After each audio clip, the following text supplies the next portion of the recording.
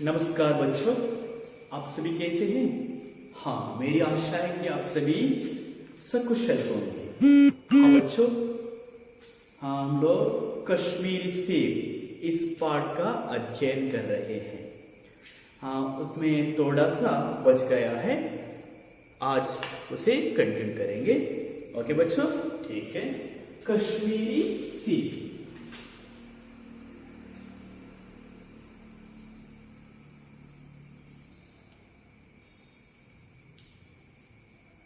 कश्मीरी सेब।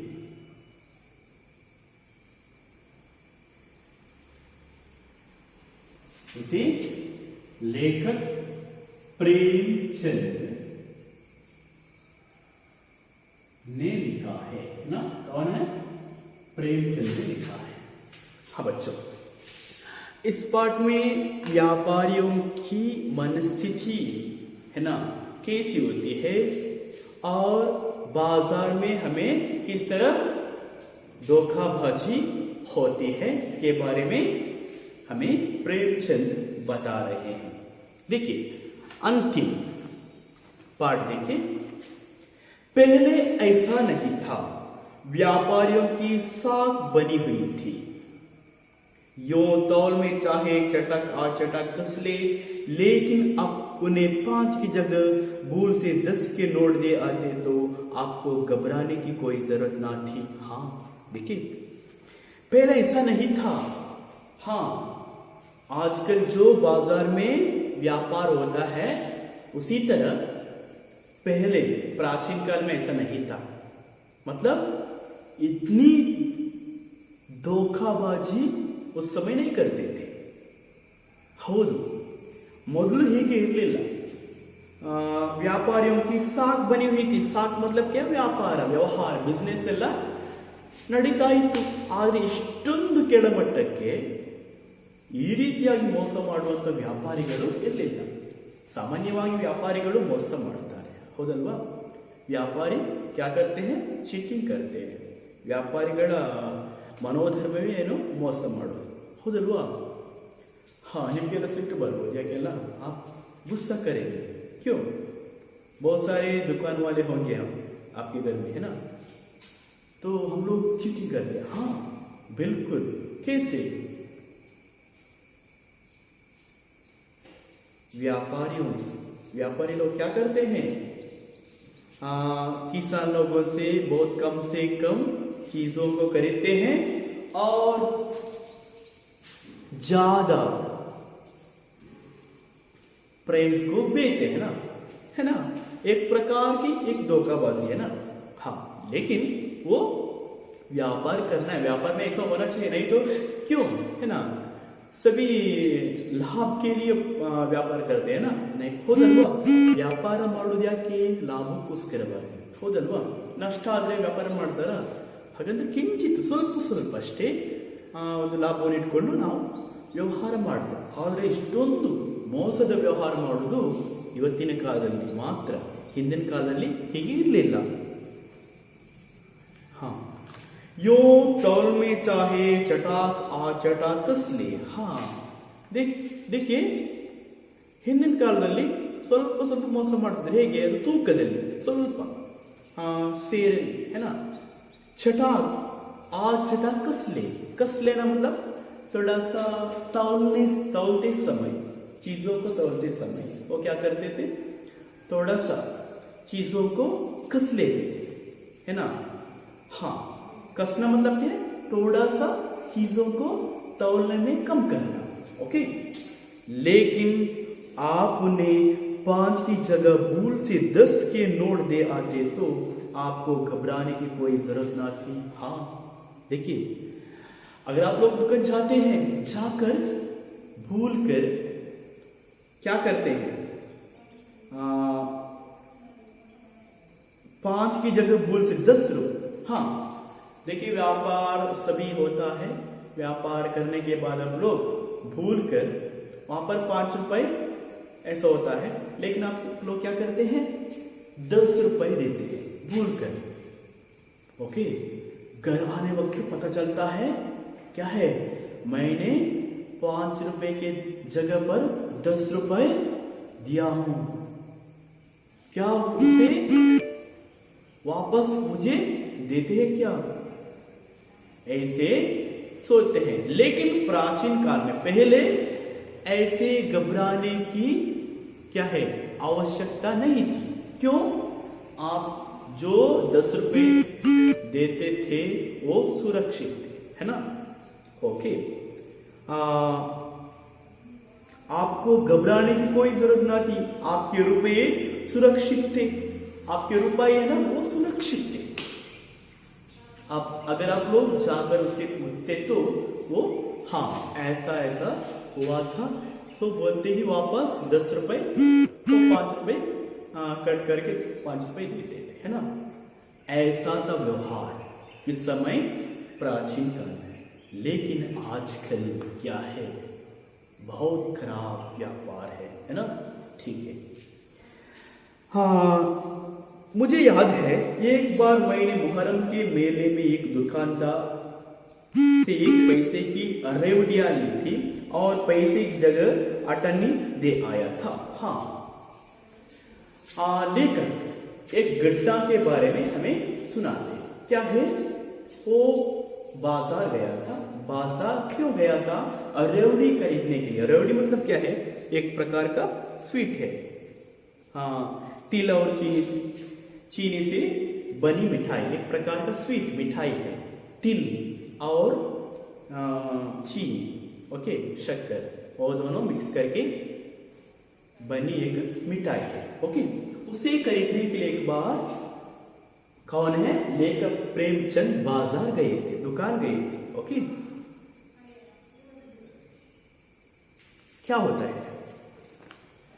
घर आकर जब अपनी भूल मान हुई तो दुकानदार के पास दौड़ा गया। हाँ, देखिए, पैसे की जगह अटन्नी दे आया था। हाँ, प्रेमचंद रेवड़ी मिठाई है ना, उसे पैसा देना था। पैसे की जगह पर अठन्नी दिया था। अठन्नी मतलब क्या है? अठन्नी, आठानी मतलब 50 पैसे है ना, उसे देकर पैसे 1 पैसा वहां पर हुआ था, लेकिन वो 50 पैसे देकर आया था। हाँ, वो पता नहीं था। घर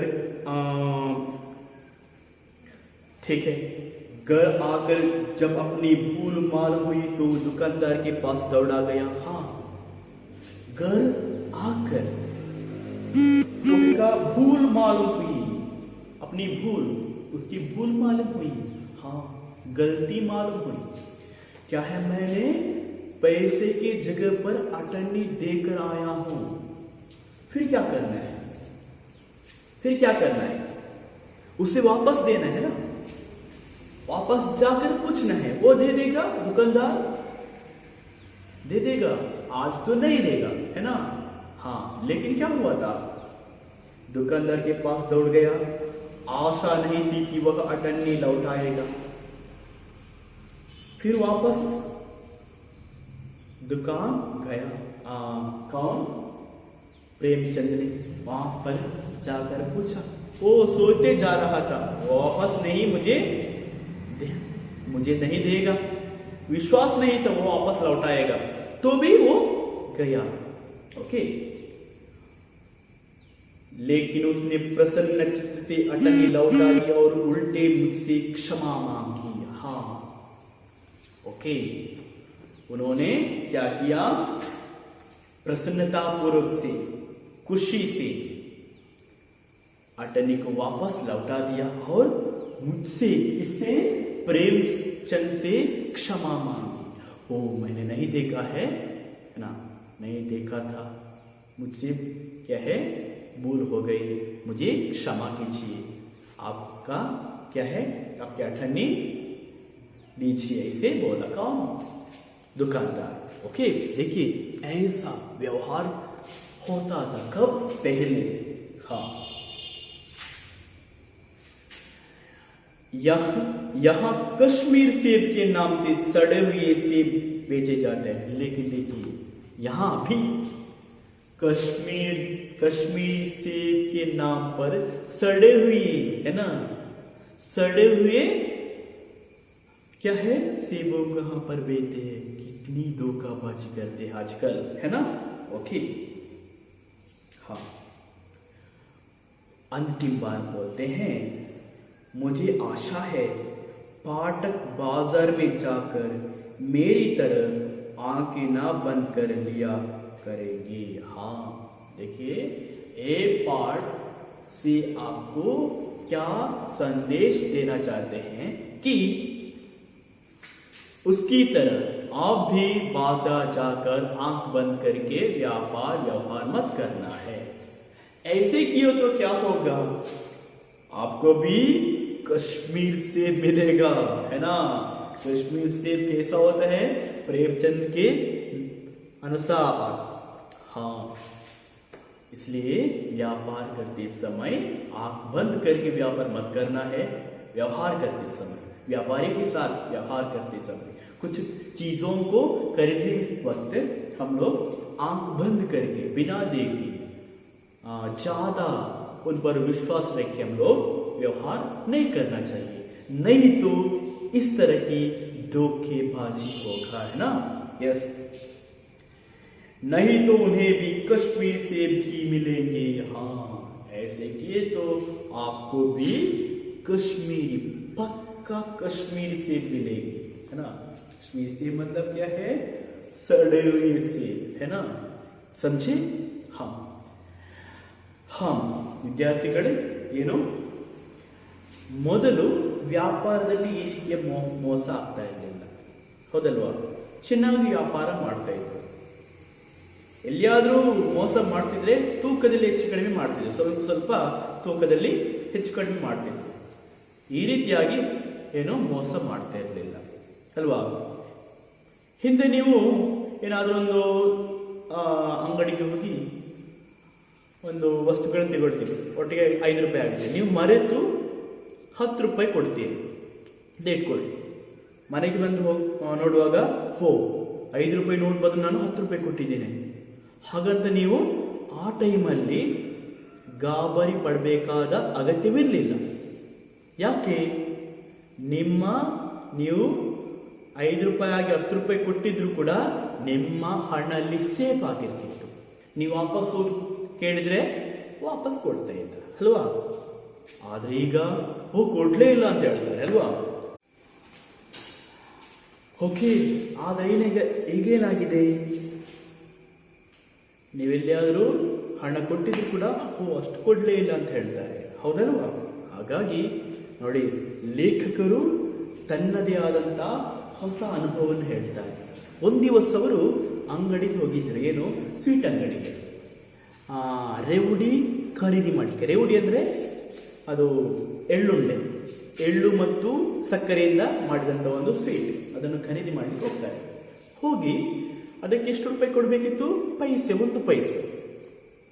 ಇವರು ಮರೆತು ಏನ್ ಮಾಡ್ತಾರೆ, 8 ಆಣೆ ಕೊಡ್ತಾರೆ. 8 ಆಣೆ ಅಂದ್ರೆ 50 ಪೈಸೆ ಕೊಡ್ತಾರೆ.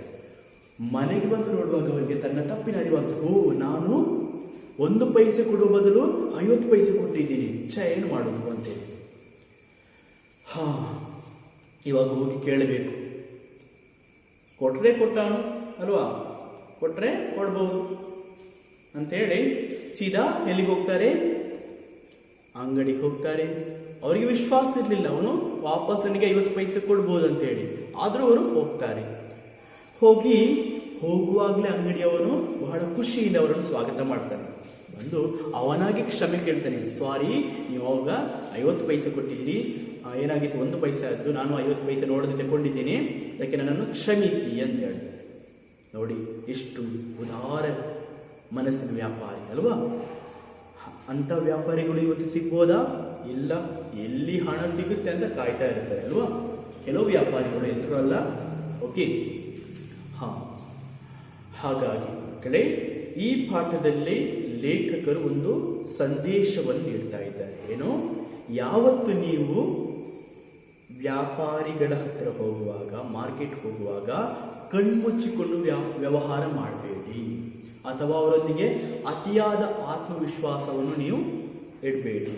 ಏನಾಗುತ್ತೆ, ಅತಿಯಾದಂಥ ಆತ್ಮವಿಶ್ವಾಸ ಕಣ್ಮುಚ್ಚಿಕೊಂಡು ವ್ಯವಹಾರ ಮಾಡಿದ್ರೆ ನೀವೇ ಅವರಿಗೆ ಮೋಸ ಮಾಡಲಿಕ್ಕೆ ದಾರಿ ಕೊಟ್ಟ ಹಾಗೆ ಆಗುತ್ತೆ.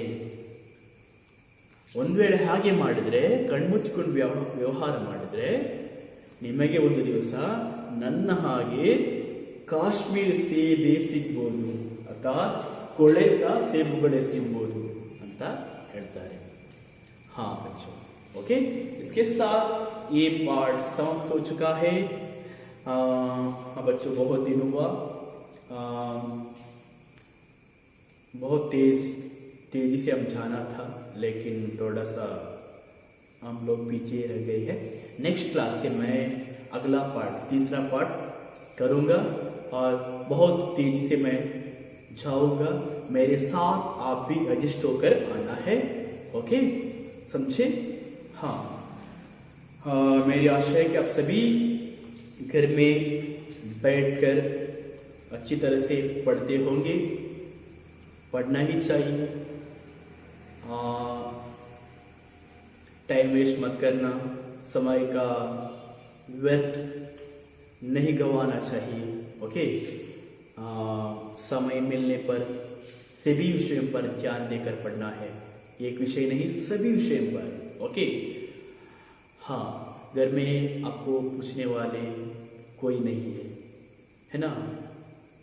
आपके माता पिता है तो काम जाते हैं, आप क्या करते पता नहीं, ये इसके बारे में नहीं सोचना. आप लोग खुद आत्मविश्वास से, कॉन्फिडेंस से खुद के बारे में भरोसा करके आप लोग पढ़ना है. ओके, हाँ, इसका प्रश्नोत्तर मैं आपको भेजूंगा, लिंक भेजूंगा. ओके, आप लोग उसे ओपन करके लिखना है. थोड़ा एनी क्वेश्चन है तो मुझसे पूछना है. ओके, हाँ, तब तक आप लोग घर में बैठिए और स्वस्थ रहिए. नमस्कार.